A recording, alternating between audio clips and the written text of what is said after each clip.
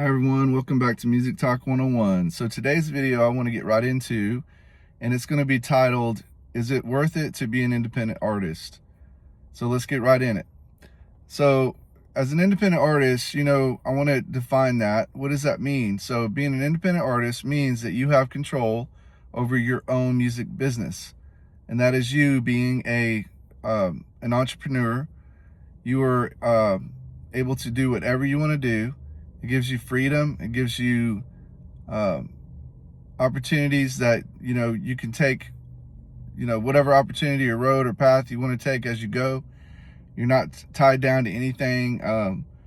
You have the freedom to choose and decide what songs to release and when and how many songs. If you want to do a song a week or a song a month or a song every 3 months, it's up to you. So being an independent artist is very rewarding in the fact that you have full control over your own, career, and you can pick and choose, who you interact with in the music business.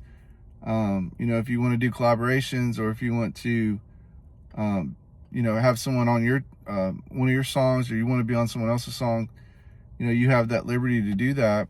And then there's a whole lot of pluses. You're able to design your own cover art, do your own merchandise. You can tour if you want to, pick your own shows and decide, what tour you want to do, whether it be small little venues or, depending on your popularity, you may be doing bigger shows and that's great, but it gives you the freedom to choose,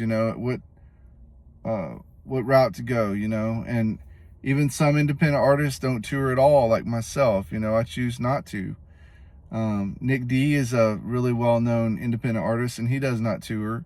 He does special guests and things like that, where he'll go on stage and perform with some other acts, but you're not required to. As an independent artist, you can do whatever you want. So that's why I love being an independent artist, and it gives you the freedom.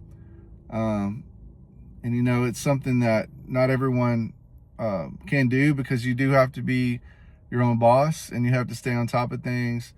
You have to be creative, always thinking about, well, what can I do next?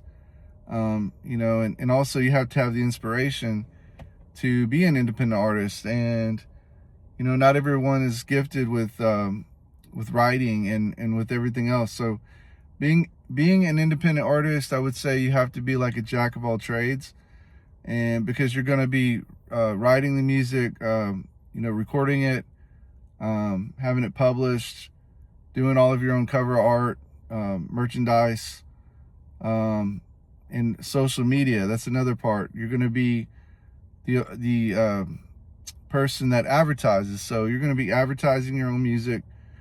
You're going to be trying to get more fans, getting more follows, subscriptions, likes, if you're doing YouTube or, any of your social media apps like TikTok, Instagram, Facebook, or I'm trying to think. That's the most popular ones, of course. But, depending on what social media app you're on, X is another one if you use X. So you're gonna be very, very busy. That's the thing that you have to remember as an independent artist. You're doing everything, so it can be very taxing on you. It's something that not everyone can do, and it's not for everyone. But I do think there's a lot of pluses being an independent artist.